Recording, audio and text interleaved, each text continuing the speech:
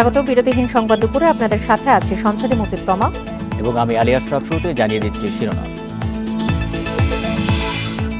গাজীপুরে কমিউটার এবং তেলবাহী ট্রেনের সংঘর্ষ, আহত 4 জন হাসপাতালে, 3 সদস্যের তদন্ত কমিটি গঠন।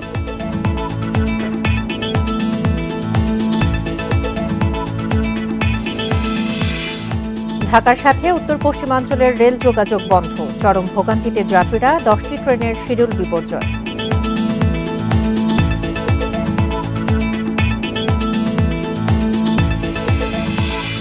বৃষ্টি হলেও রাতারাতি কমছে না তাপমাত্রা, মেতে অতি তীব্র তাপপ্রবাহ হবে না, ঘূর্ণিঝড় কালবৈশাখীর পূর্বাভাস।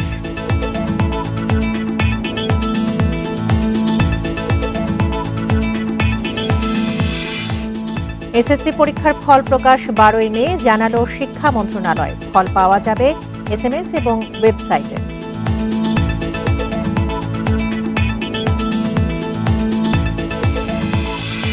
তিউনিসিয়ায় নৌকাডুবিতে 8 বাংলাদেশি মৃত্যুতে, হত্যা মামলায় গ্রেপ্তার 2, আরও 5 জনকে ধরতে অভিযান।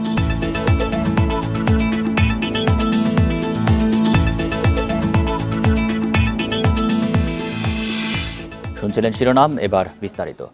গাজীপুরের জয়দেবপুরে কমিউটার ট্রেনের সঙ্গে তেলবাহী ট্রেনের সংঘর্ষের ঘটনা ঘটেছে। এতে 2 ট্রেনের 4 চালক ও সহকারীকে আহত অবস্থায় উদ্ধার করে হাসপাতালে ভর্তি করা হয়েছে। শুক্রবার নির্ধারিত যাত্রা না থাকায় কমিউটার ট্রেনে যাত্রী ছিল কম। সিগন্যাল পয়েন্টে ভুলের কারণে এক লাইনে 2 ট্রেন ঢুকে পড়ায় দুর্ঘটনা ঘটেছে বলে প্রাথমিকভাবে জানিয়েছেন স্টেশন মাস্টার। শুক্রবার সকালে টাঙ্গাইল থেকে ছাড়া কমিউটার ট্রেনটি জয়দেবপুর স্টেশনে যাত্রাবিরতি শেষে ঢাকার উদ্দেশ্যে যাত্রা করে। বেলা 11:15টার দিকে আউটার সিগন্যালে পৌঁছানোর পর লাইন ক্রসিংয়ের সময় একটি তেলবাহী ট্রেনের সঙ্গে মুখোমুখি সংঘর্ষ হয়। লাইনচ্যুত হয় কমিউটার ট্রেনটির 4টি বগি ও তেলবাহী ট্রেনের 5টি ওয়াগন। আমরা হোটেলে কাজ করতেছি, তো হঠাৎ আমরা একটা বিকট শব্দ শুনতে পাই। তখন তাৎক্ষণিক আমরা দৌড়াই আসার পর দিকে আপনার 2টা ট্রেনের মুখোমুখি সংঘর্ষ। জয়দেবপুরের গাড়ি ঢুকে গেছে আপনার যেটা ঢাকা থেকে আসে ওই লাইনে, তাহলে এটা স্টেশনের মাস্টারের গাফিলতির কারণে এই দুর্ঘটনাটা হয়েছে। দুর্ঘটনার পর শুরু হয় উদ্ধার কাজ। 2 ট্রেনের 4 চালক ও সহকারীকে গুরুতর আহত অবস্থায় উদ্ধার করে হাসপাতালে পাঠানো হয়। শুক্রবার টাঙ্গাইল কমিউটার ট্রেনের নির্ধারিত যাত্রা না থাকায় ট্রেনটিতে তেমন যাত্রী ছিল না বলে জানায় ফায়ার সার্ভিস। এই টাঙ্গাইল কম্পিউটার প্রতি শুক্রবার বন্ধ থাকে বিদায় এই টাঙ্গাইল কম্পিউটার কোনো যাত্রী ছিল না। এই 2টা ট্রেনের ড্রাইভার এবং হেল্পার 4 জন আহত হয়েছে। এদেরকে উদ্ধার করে তাজউদ্দিন মেডিকেল হাসপাতালে প্রেরণ করা হয়েছে। আমরা এখনো উদ্ধার তৎপরতা আমাদের চলমান আছে। এদিকে জয়দেবপুর স্টেশন মাস্টার জানান, সিগন্যাল পয়েন্টে ভুলের কারণে এই দুর্ঘটনা ঘটে থাকতে পারে। এরই মধ্যে 3 জনকে বরখাস্ত করা হয়েছে। জিজ্ঞাসাবাদ না করা পর্যন্ত আমি বুঝতে পারতেছি না যে কি কারণে ঘটছে। পয়েন্টটা যেদিকে বানানো কথা তার অপোজিটে পয়েন্টটা বানানো ছিল। এই ভুলটা এখন কে করছে, কিভাবে করছে, ওই তদন্ত কমিটি বিষয়ে দেখবেন।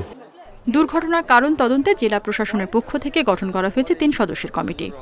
কোনো টেকনিক্যাল সমস্যা কিনা বা কোনো গাফিলতি কারো ছিল কিনা আমাদের অতিরিক্ত জেলা ম্যাজিস্ট্রেট গাজীপুরকে প্রধান করে 3 সদস্যের একটি কমিটি আমরা গঠন করেছি। আমরা দেখছি এখন আমাদের যেহেতু রেলগাড়িটি খালি ছিল, হতাহত আমাদের সৌভাগ্য যে হতাহত কেউ ছিল নাই, এখানে শুধুমাত্র চালক এবং তার সহকারী আহত হয়েছে। দুর্ঘটনার কারণ জানতে 5 সদস্যের কমিটি গঠন করা হয়েছে রেলওয়ের পক্ষ থেকেও। Independent news. গাজীপুরের জয়দেবপুরে ট্রেন দুর্ঘটনার কারণে কমলাপুর রেল স্টেশনে শিডিউল বিপর্যয় দেখা দিয়েছে। এতে অন্তত 10টি ট্রেনের আসা যাওয়ার সময় অনিশ্চিত হয়ে পড়ায় চরম ভোগান্তিতে পড়েছেন যাত্রীরা। রেল কর্তৃপক্ষ জানিয়েছে, বুড়িমারি এক্সপ্রেস, রংপুর এক্সপ্রেস ও অগ্নিবীণা এক্সপ্রেস এই 3টি ট্রেনের যাত্রার শুরুতে অস্বাভাবিক দেরি হবে। এতে কোনো যাত্রী ভ্রমণ বাতিল করতে চাইলে তাদের টিকিট ফেরত দেওয়ার আশ্বাস দেওয়া হয়েছে। এদিকে ঢাকায় আসার পথে বিভিন্ন জায়গায় আটকে আছে Jamalpur express, Sirajganj express, Haor express, Brahmaputra express, silk city সহ অন্তত 7টি ট্রেন। ঢাকার সাথে উত্তর ও পশ্চিমাঞ্চলের রেল যোগাযোগ কখন স্বাভাবিক হতে পারে এই বিষয়ে নিশ্চিত করে কিছু জানাতে পারেনি রেল কর্তৃপক্ষ। জয়দেবপুর নাকি অ্যাক্সিডেন্ট হয়েছে, ট্রেন পড়ে গেছে ওখানে। আমাদের ট্রেন তো মনে হয় 1টায় না 1:30টায় থাকে, ওইটা বলছে 3টা অথবা 3:30। মির্জাপুরে টিকিট করার জন্য গেছি, তো ওইখান থেকে আমাকে বলছে যে আপনার জয়দেবপুরে ট্রেন অ্যাক্সিডেন্ট হয়েছে, যে গাড়িটা আগে যাওয়ার কথা ছিল ওই গাড়িটা আজকে যাবে 3টার পর। বলছে যে বিলম্ব হবে, 3টা ট্রেন হলো। আমরা বসে আছি, আমরা সিল্ক সিটি রাজশাহীতে যাব। গাজীপুরের জয়দেবপুরে তেলবাহী ট্রেন ও যাত্রীবাহী ট্রেনের সংঘর্ষ নিয়ে আরও জানাতে গাজীপুরের ঘটনাস্থল এবং কমলাপুর রেল স্টেশন থেকে যোগ দিচ্ছেন আমাদের সহকর্মীরা। শুরুতেই যাচ্ছি দুর্ঘটনাস্থলে, সেখানে আছেন আমাদের সহকর্মী আরাফাতুর রহমান। আরাফাত, এই মুহূর্তে দুর্ঘটনাস্থলের সবশেষ তথ্য জানাবেন। জি, আমরা আপনাদের এইখানে যে মূল দুর্ঘটনাস্থল, যেখানে দুর্ঘটনার মূল কারণটি আমরা এখনো পর্যন্ত জানতে পেরেছি, সেই জায়গায় আপনাদের নিয়ে যাব। এখানে রেলের যে লোকজন এবং স্থানীয় জনগণের সাথে কথা বলে আমরা যতটুকু জানলাম যে এখানে দুটি পয়েন্ট আছে। এখানে যে পয়েন্টগুলোতে আসলে পয়েন্টসম্যান বলে একটি পদ রেলওয়েতে আছে, সেই পয়েন্টটাতে আমরা যাব। এই যে এটাকে পয়েন্ট বলছে, এখানে রেলের যে দুইটি লাইন, সেই দুইটি লাইন এসে কোন দিকে যাবে সেটি নির্ধারণ হয়। অফিসিয়ালি রেলের যেই নির্দেশনা প্রশিক্ষণগুলোতে বলা হয়, এই পয়েন্টটাকে বলা হয় 128 পয়েন্টের পয়েন্ট, অর্থাৎ এটাকে 128 বার ঘোরালে এই পয়েন্টটি যে ডেস্টিনেশনে যাবে সেই ডেস্টিনেশনে চেঞ্জ হবে। এবং ঠিক এর 20 গজ সামনে আরেকটি পয়েন্ট রয়েছে, সেই পয়েন্টেও ঠিক 128 বার ঘোরানোর পরে সেটি ডেস্টিনেশনটা হবে, অর্থাৎ দুইটি লাইনের কোন দুইটি লাইনে যাবে সেটি ঠিক হবে। আমরা যতটুকু জানতে পেরেছি যে এইখানে যখন সকালে যে কাজ করছিল, এই পয়েন্টসম্যান যারা আছেন তারা আসলে রেলওয়ের নিজস্ব কর্মচারী না, এটি আসলে একটি প্রকল্পের মাধ্যমে এই কর্মচারীগুলোকে নিয়োগ করা হয় এবং তাদের হয়তো সঠিক প্রশিক্ষণ ছিল না। আমরা এরকম 3 জনের নামও পেয়েছি যারা সকালে কাজ করেছেন। এবং আমরা যতটুকু জানি যে এই পয়েন্টটা যেটি হচ্ছে মেইন লাইনে দেওয়ার কথা ছিল, অর্থাৎ টাঙ্গাইল কমিউটার ট্রেনটি যেটি রুটিন মেনটেনেন্স এবং ওয়াশিংয়ের জন্য সকালবেলা ঢাকা কমলাপুর রেল স্টেশনে যাচ্ছিল, সেটি মেইন লাইনে থাকার কথা ছিল এবং যেটি তেলবাহী ট্রেন সেটি সাইড লাইনে থাকার কথা ছিল। এই পয়েন্টের ত্রুটির কারণে সেটি ডান সাইডে অর্থাৎ সাইড লাইনে চলে যাওয়ার কারণে এই দুর্ঘটনাটি ঘটেছে বলে আমরা এখনো পর্যন্ত মোটামুটি স্থানীয়দের, রেলের কর্মকর্তা কর্মচারী এবং এখানে যারা পুলিশের আছেন তাদের কাছে আমরা জানতে পেরেছি। অর্থাৎ এই আমার সামনে যেই পয়েন্টটি আপনারা দেখতে পাচ্ছেন, এই পয়েন্টটির ত্রুটির কারণে ট্রেনটি সোজা লাইনে না গিয়ে ডান পাশের লাইনে চলে গেছে বলে আমরা এখনো পর্যন্ত মোটামুটি নিশ্চিত হতে পেরেছি। অর্থাৎ খুব স্বাভাবিকই এখানে আপনারা দেখতে পাচ্ছেন এখনকার ফ্রেমে যে দুটি লাইন রয়েছে, একটি লাইনে মেইন লাইনে ঢাকা চলে যাবে কমিউটার ট্রেনটি, আর ডান পাশের লাইনে তেলবাহী গাড়িটি ডান পাশের লাইন দিয়ে চলে যাবে হচ্ছে জয়দেবপুর স্টেশনের দিকে। কিন্তু কমিউটার ট্রেনটি যখন জয়দেবপুর স্টেশন থেকে ওনারা যখন এখানে সিগন্যাল পেয়েছেন, ওনারা সোজা লাইনে যাওয়ার কথা ছিল, ওনারা সোজা লাইনে গিয়েছেন, কিন্তু একটু পরে যখন এইখানে পয়েন্টসম্যান ঠিক মতো পয়েন্টটি রেডি করতে পারেনি, তখন এটি ডান পাশে চলে গিয়ে আসলে দুর্ঘটনা ঘটেছে।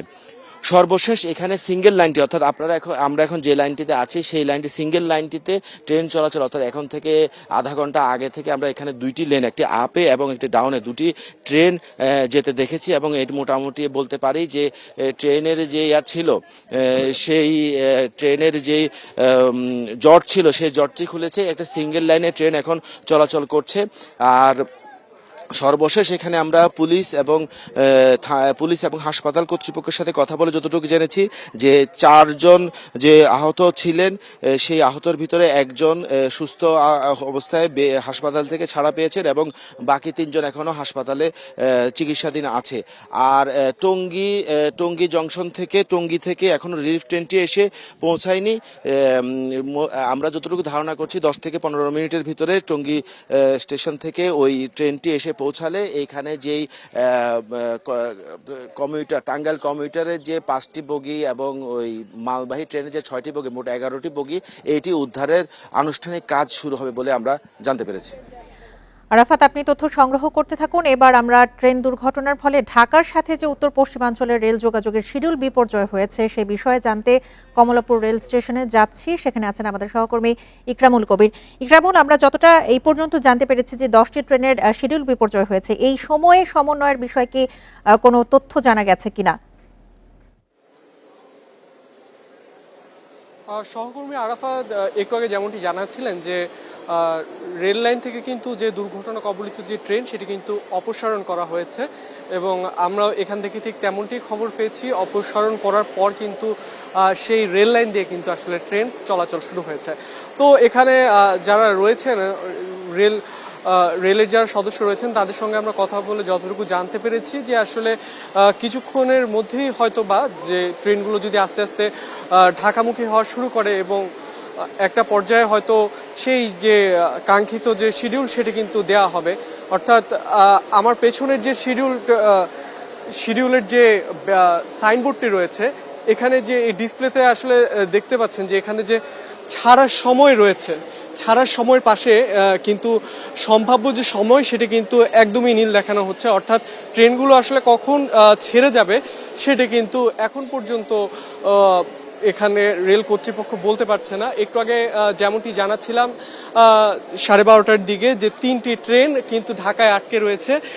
এর মধ্যে রয়েছে বুড়িমারি এক্সপ্রেস, রংপুর এক্সপ্রেস এবং অগ্নিবীণা এক্সপ্রেস। এই 3টি ট্রেন কিন্তু ঢাকায় অপেক্ষা করছে ছেড়ে যাওয়ার জন্য। এবং অন্যদিকে Jamalpur express, Sirajganj express, Rajshahi commuter, Haor express, Brahmaputra এবং সিল্ক সিটি, এই 7টি ট্রেন সেটা কিন্তু এতক্ষণে ঢাকায় পৌঁছে যাওয়ার কথা, কিন্তু সেটি আসলে এই জামালপুরের গাজীপুরের যেই দুর্ঘটনাটি সেটির কারণে কিন্তু তারা আটকে রয়েছে এবং তারা এরই মধ্যে আসলে রওনা হতে শুরু করেছে বলে আমাদের রেল কর্তৃপক্ষ এখান থেকে জানিয়েছে। এবং সেই ট্রেনগুলো মোটামুটি ক্লিয়ার হয়ে ঢাকায় পৌঁছলে মোটামুটি তারা সম্ভাব্য যে সূচি এখান থেকে ছেড়ে যাওয়ার যে সম্ভাব্য সূচি সেটি তারা হয়তোবা নিশ্চিত করবেন। এখানে আমরা দেখছিলাম এখানে কিন্তু অপেক্ষমান যাত্রীরা এখনো রয়েছেন, যদিও রেল কর্তৃপক্ষ তখন ঘোষণা করেছিল যারা দীর্ঘক্ষণ যেহেতু এটি অস্বাভাবিক বিলম্বের কথা তারা জানাচ্ছিল, সেক্ষেত্রে কেউ যদি ইচ্ছে হয় তারা টিকিট ফেরত দিতে পারে। অনেককেই আমরা দেখেছি টিকিট ফেরত দিতে, এবং কিছু মানুষের কিন্তু এখনো আমরা দেখছি যে এখানে যে প্ল্যাটফর্মের পাশে যে আসলে বসার জায়গা রয়েছে সেখানে কিন্তু এখনো তারা অপেক্ষমান রয়েছেন এবং তারা অপেক্ষা করছেন যে হয়তোবা দ্রুত রেল কর্তৃপক্ষ এটি সমাধান করে তাদেরকে একটি সম্ভাব্য সময় দিবে। গাজীপুরের জয়দেবপুরে ট্রেন দুর্ঘটনার বিষয় নিয়ে দুর্ঘটনাস্থল এবং কমলাপুর রেল স্টেশন থেকে জানাচ্ছিলেন সহকর্মীরা। গাজীপুরের জয়দেবপুরে ট্রেন দুর্ঘটনা ঘটেছে সে বিষয়ে আলোচনা করতে এই মুহূর্তে বুয়েট থেকে আমাদের সাথে যোগ দিচ্ছেন বুয়েটের অধ্যাপক ও পরিবহন বিশেষজ্ঞ ডক্টর মোহাম্মদ হাদিউজ্জামান।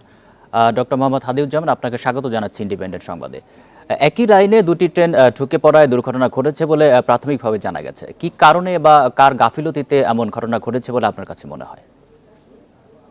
ধন্যবাদ আপনাকে। দেখেন, প্রথম কথা হচ্ছে আপনি জানেন যে আমাদের গাজীপুরের এই লাইনটি কিন্তু কম্পিউটার বেস ইন্টারলকিং সিস্টেম সেখানে প্রতিস্থাপন করা হয়েছে বেশ কিছু আগে। তো এখন কম্পিউটার বেস ইন্টারলকিং সিস্টেম এটা কিন্তু স্বয়ংক্রিয় একটা ব্যবস্থাপনা, অর্থাৎ আপনার যে এক লাইন থেকে আরেক লাইনে ট্রেন যখন চলাফেরা করে বা লাইন চেঞ্জটা যখন করা হয় পরিবর্তনটা, তখন কিন্তু এটা স্বয়ংক্রিয়ভাবে হয়।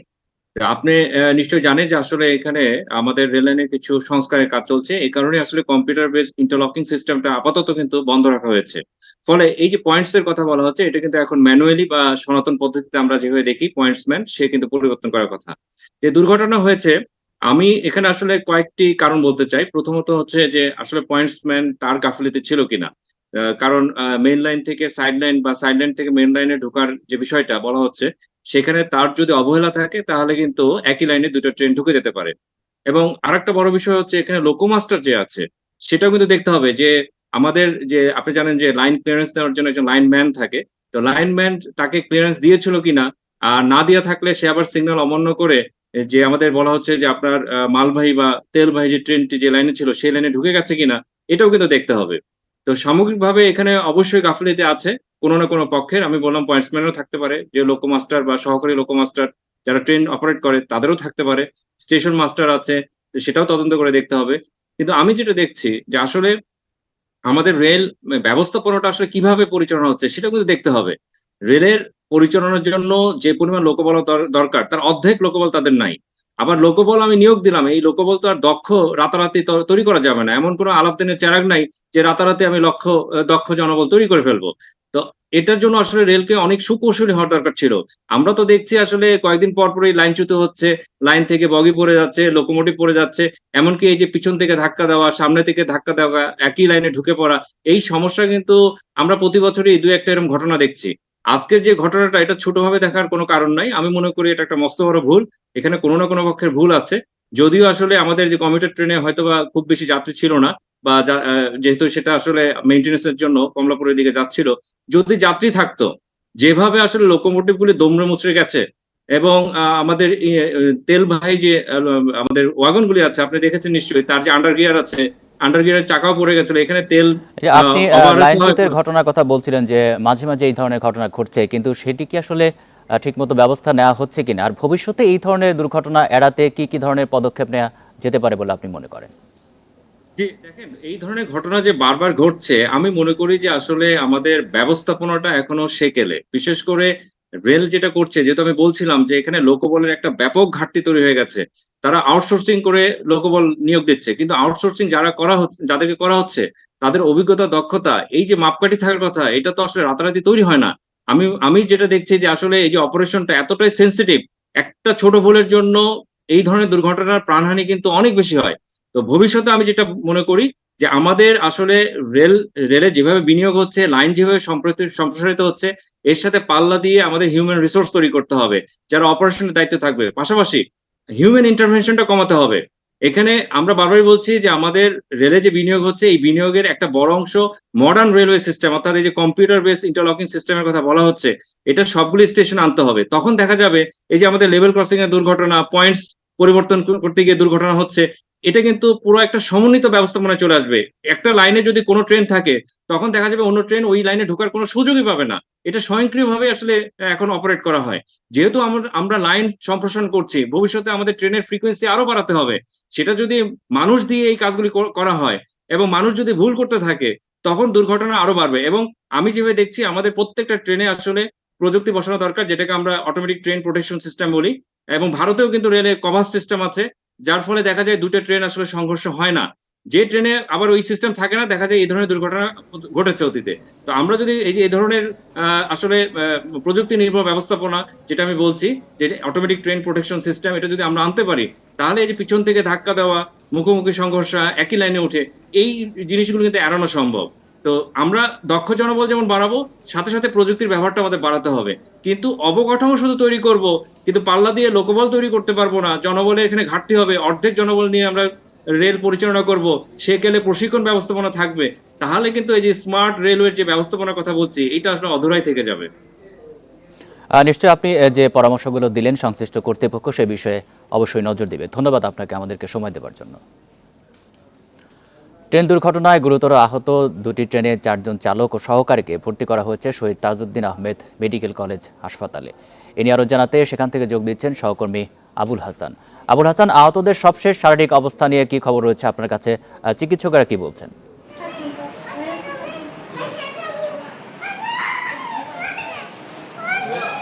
দেখুন, আমি যেখানে দাঁড়িয়ে আছি শহীদ তাজউদ্দিন আহমেদ মেডিকেল কলেজ হাসপাতাল, সেই হাসপাতালের 8 তলায় এখানে যে পুরুষ ওয়ার্ডটি রয়েছে, সেখানে কিন্তু 3 জন রেলের 2 জন চালক এবং 1 জন যাত্রী ভর্তি রয়েছেন। এবং তাদের মধ্যে যে 2 জন চালক রয়েছেন, তারা হচ্ছেন যে টাঙ্গাইলের যে কমিউটার ট্রেন, সেই কমিউটার ট্রেনের 1 জন চালক এবং তার সহকারী চালক, এবং অন্য 1 জন যাত্রী যিনি শরীফ মাহমুদ নাম, এবং তিনি সেই ট্রেনটিতে মৌচাক স্টেশন থেকে উঠেছিলেন ঢাকার উদ্দেশ্যে যাওয়ার জন্য।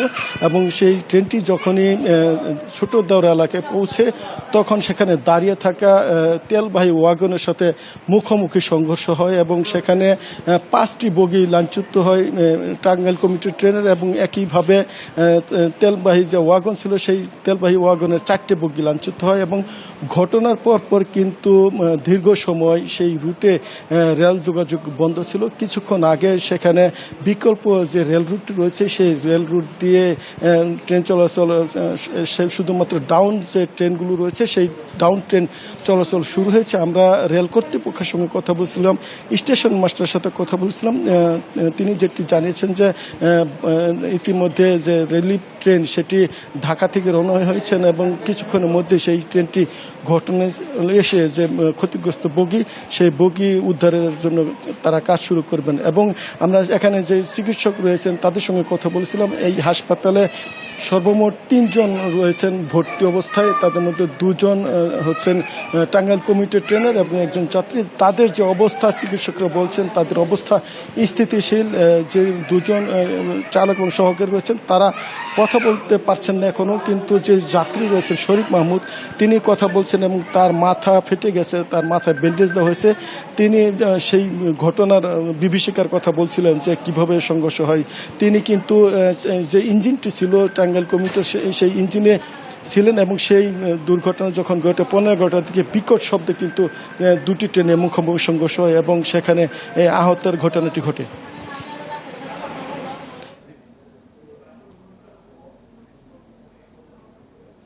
শহীদ তাজউদ্দিন আহমেদ মেডিকেল কলেজ থেকে জানাচ্ছিলেন সহকর্মী আবুল হাসান। দেশের বিভিন্ন জায়গায় বিচ্ছিন্নভাবে বৃষ্টি হলেও রাতারাতি কমছে না তাপমাত্রা। 6 তারিখ বৃষ্টিপাতের পর তাপমাত্রা সহনীয় পর্যায়ে আসতে পারে বলছে আবহাওয়া অফিস। তবে চলতি মাসে নেই অতি তীব্র তাপপ্রবাহের আশঙ্কা।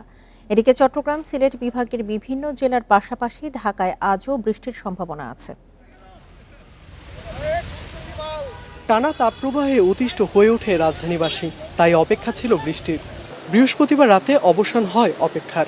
বৃষ্টি নামায় কিছুটা কমে গরম, স্বস্তি ফেরে নগরবাসীর মধ্যে।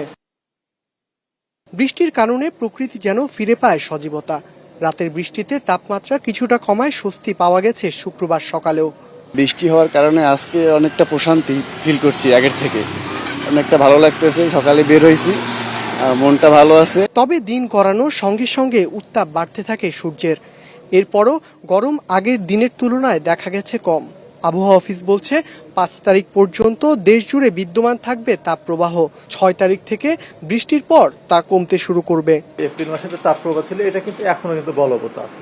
তো আমরা আশা করছি আগামী 2 থেকে 3 দিনের মধ্যে, অর্থাৎ 5 তারিখের মধ্যে মোটামুটি অনেকটা হবে। 6 তারিখে সারা দেশে অনেকটা তাপপ্রবাহটা প্রশমিত হবে এবং 6 তারিখের পর থেকে ওইভাবে তাপপ্রবাহ থাকার সম্ভাবনা না। সেই সময় কিন্তু বৃষ্টিপাতের প্রবণতাটা বৃদ্ধি পাবে। চলতি মাসে বেশ কয়েকবার কালবৈশাখী ও শিলাবৃষ্টির পূর্বাভাসও দিয়েছে আবহাওয়া অধিদপ্তর। আছে ঘূর্ণিঝড়ের আশঙ্কাও, তবে অতি তীব্র তাপপ্রবাহ হবে না। এই মাসে 3 থেকে 5টি শিলাবৃষ্টি সহ হালকা কালবৈশাখী ঝড়ের সম্ভাবনা রয়েছে এবং 1 থেকে 2টি মাঝারি থেকে তীব্র কালবৈশাখী ঝড়ের সম্ভাবনা রয়েছে। মে মাসে দেশের কোথাও কোথাও 1 থেকে 3টি মৃদু থেকে মাঝারি ধরনের তাপপ্রবাহ এবং 1 থেকে 2টি তীব্র তাপপ্রবাহের সম্ভাবনা রয়েছে। আবহাওয়াবিদেরা বলছেন এপ্রিল মাসে যে পরিমাণ বৃষ্টিপাত হয়েছে স্বাভাবিকের তুলনায় তা 81% কম ছিল, যার ফলে তাপপ্রবাহ পৌঁছে অসহনীয় পর্যায়ে। ইকরামুল কবির, ইন্ডিপেন্ডেন্ট নিউজ, ঢাকা। দেশের পূর্বাঞ্চলে কয়েক জেলায় বৃষ্টি হলেও দক্ষিণ পশ্চিমাঞ্চল এখনও পুড়ছে তপ্ত রোদে। বেলা বাড়ার সঙ্গে সঙ্গে বাড়তে থাকে রোদের তাপ। মানুষ স্বাভাবিকভাবে কাজকর্ম করতে পারছে না। প্রচণ্ড রোদ আর ভ্যাপসা গরমে অস্বস্তি বেড়েছে জনজীবনে। 1 মাসের বেশি সময় ধরে অনাবৃষ্টি আর তাপপ্রবাহে বিপর্যস্ত জনজীবন। এরকম পরিস্থিতি আগে কখনো দেখেনি দক্ষিণ পশ্চিমাঞ্চলের মানুষ। চুয়াডাঙ্গা আবহাওয়া অফিস জানায় তাপপ্রবাহ চলবে আরও 2-1 দিন। 6 থেকে 12 মের মধ্যে বৃষ্টির আভাস দিচ্ছে সংস্থাটি। চুয়াডাঙ্গায় বৃষ্টির কোনো আলামত নাই। আগামী 6 তারিখ থেকে 12 তারিখ পর্যন্ত বৃষ্টি হবে বলে আমরা আশা করছি। যশোরে টানা 1 মাস তাপমাত্রা 38 থেকে 43 ডিগ্রিতে ওঠানামা করছে। গেল সপ্তাহে সেখানে ইতিহাসে সর্বোচ্চ তাপমাত্রা ওঠে 43.8 ডিগ্রি। পাবনায় গত 2 সপ্তাহ ধরে 40 ডিগ্রির নিচে নামছে না তাপমাত্রা। গরম থেকে রক্ষা পেতে দিনের বেলায় গাছের ছায়াতলে বিশ্রাম নিচ্ছে অনেকেই। কয়েকদিন থেকে একটানা তীব্র থেকে অতি তীব্র তাপপ্রবাহে রূপ নিচ্ছে। আগামী 2-3 তারিখের পর থেকে দেশের বিভিন্ন জায়গায় বৃষ্টি হওয়ার সম্ভাবনা রয়েছে। রাজশাহীতেও চলছে তীব্র তাপপ্রবাহ। তাপমাত্রার পারদ থাকছে 40 ডিগ্রির উপরে। দুপুর না হতেই রাস্তাঘাট হয়ে পড়ছে জনশূন্য। আবহাওয়া অফিস বলছে 2-3 দিনের মধ্যে বৃষ্টির সম্ভাবনা থাকলেও তাপমাত্রার খুব একটা হেরফের হবে না। ঝড় বৃষ্টি শুরু হওয়ার আগেই কৃষকদের ধান কেটে নেওয়ার পরামর্শ দিচ্ছেন কৃষি কর্মকর্তারা। সোহেলি জাহান, ইন্ডিপেন্ডেন্ট নিউজ। আগামী 12 মে প্রকাশিত হবে এবছরের এসএসসি ও সমমানের পরীক্ষার ফলাফল। সকালে এই তথ্য জানিয়েছেন শিক্ষা মন্ত্রণালয়ের সচিব। ওই দিন সকাল 10টায় গণভবনে প্রধানমন্ত্রী শেখ হাসিনার হাতে ফলাফলের সারসংক্ষেপ ও পরিসংখ্যান তুলে দেবেন শিক্ষামন্ত্রী মহিবুল হাসান চৌধুরী নওফেল। এ সময় তার সাথে থাকবেন 9টি শিক্ষা বোর্ডের চেয়ারম্যানরা। এরপরই মোবাইলে SMS এবং ওয়েবসাইট থেকে ফলাফল সংগ্রহ করতে পারবেন শিক্ষার্থীরা। গত 15ই ফেব্রুয়ারি এসএসসি ও সমমান পরীক্ষা শুরু হয়। সারা দেশের 3,700টি কেন্দ্রে 29,735টি শিক্ষা প্রতিষ্ঠানের শিক্ষার্থীরা পরীক্ষায় অংশ নেয়। এবছর মোট পরীক্ষার্থী ছিল 20,24,192 জন।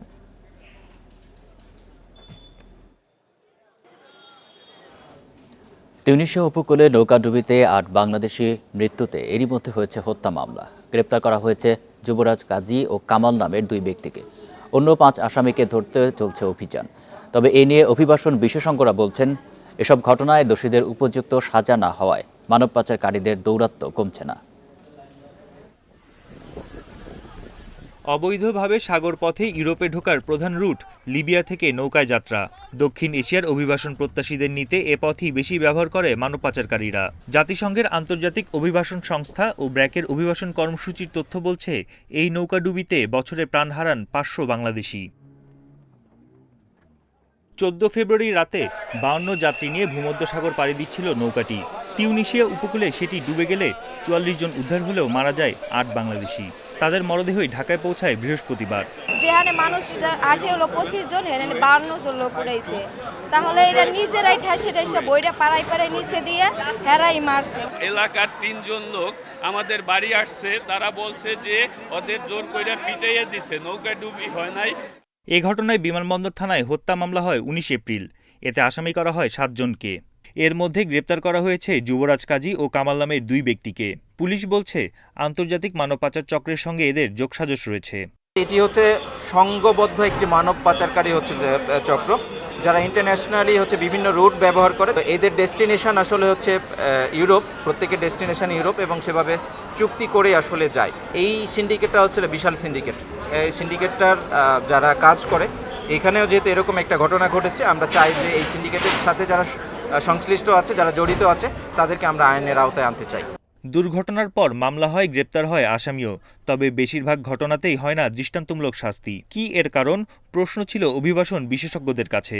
রায়ের মুখ তো দেখিনি আমরা, বিচারও খুব কম হয়েছে।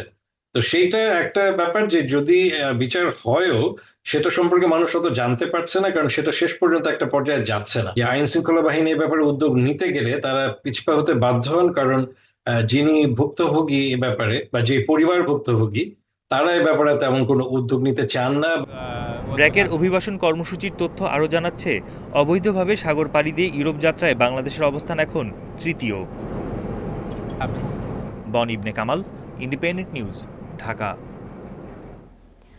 নির্বাচনের আগে যারা চাপ দিয়েছিল তারাই এখন চাপে আছে বলে মন্তব্য করেছেন আওয়ামী লীগের সাধারণ সম্পাদক ওবায়দুল কাদের। বলেন, দেশ শাসন করতে গিয়ে বাইরের বিভিন্ন চাপ সইতে হয়েছে। নির্বাচনের আগে নিষেধাজ্ঞা সহ নানামুখী ভয় ভীতি দেখানো হয়েছিল। সকালে ধানমন্ডিতে আওয়ামী লীগের সভাপতির কার্যালয়ে এক সংবাদ সম্মেলনে এসব কথা বলেন তিনি। সরকারের ওপর সেই চাপ এখনও আছে উল্লেখ করে তা মোকাবিলায় দলের সবাইকে আরও সংগঠিত হওয়ার আহ্বান জানান ওবায়দুল কাদের। এ সময় তিনি অভিযোগ করে বলেন, বিএনপি নির্বাচন ঠেকাতে গিয়ে এবং আন্দোলনের নামে জ্বালাও পোড়াও করে জনগণ থেকে বিচ্ছিন্ন হয়েছে। মাঠের রাজনীতি নয়, দলটি এখন বিবৃতি সর্বস্ব রাজনীতি করছে বলেও উল্লেখ করেন তিনি। উপজেলা নির্বাচন প্রসঙ্গে দলের সভাপতির বক্তব্যের বিষয়ে ওবায়দুল কাদের বলেন, স্বজন বলতে স্ত্রী সন্তান অংশ নিতে পারবেন না। সেখানে এমপি মন্ত্রীরা প্রশাসন ও নির্বাচনকে কোনো রকম প্রভাব বিস্তার যেন না করেন, বিষয়টি দেখা হচ্ছে।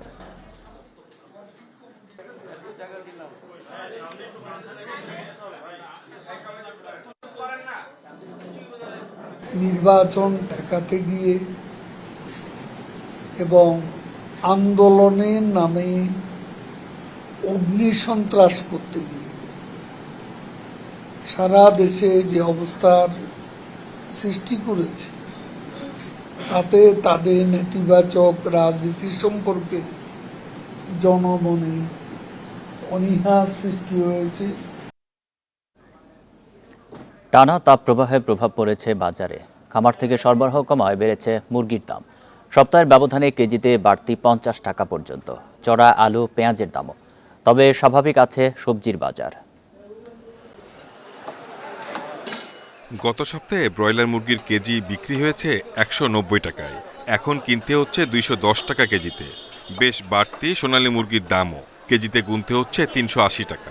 অতিরিক্ত গরমে খামার থেকে সরবরাহ কমায় মুরগির দাম বেড়েছে দাবি বিক্রেতাদের। অনেক গরম তো এই কারণে খামারিরা চাইরা দিছে, কিন্তু হঠাৎ করে বৃষ্টিটা অনেক কেজিতে 15 টাকা বাইরে গেছে। প্রতিদিনই দাম বাড়ে, 10 টাকা 20 টাকা দাম বাড়ে, কিন্তু মানুষের ইনকামটা বাড়তেছে না, কারো বেতন বাড়তেছে না, কিন্তু জিনিসের দাম প্রতিদিন বাড়তেছে। 780 টাকা কমে গরুর মাংস নেই বাজারে, খাসির মাংসের জন্য গুনতে হচ্ছে 1100 টাকা। ক্রেতার অস্বস্তি আরও বাড়িয়েছে মশলার বাজার। গত সপ্তাহে 60 টাকা কেজিতে পেঁয়াজ বিক্রি হলেও এখন তা 75 টাকা, আলুর কেজি 55 টাকা। চড়ার রসুনের দামও, কেজি বিক্রি হচ্ছে 180 থেকে 240 টাকায়, আদার কেজি 200 টাকা। ক্রমশই পেঁয়াজ এবং আলুর দামগুলো খুব দিন দিন খুব বাড়ছে, এগুলো নিয়ে আসলে খুব মনক্ষুণ্ণ। এভাবে আসলে চলা খুব দায় হয়ে যাচ্ছে আর কি, যেহেতু আমরা মেসে থাকি, আমাদের জন্য খুব কষ্ট হয়ে যাচ্ছে। বাজারে অন্যান্য পণ্যের দাম নিয়ে অস্বস্তি থাকলেও সবজির দাম নিয়ে তেমন অভিযোগ নেই ক্রেতার। Shahid Ahmed, independent news, Dhaka.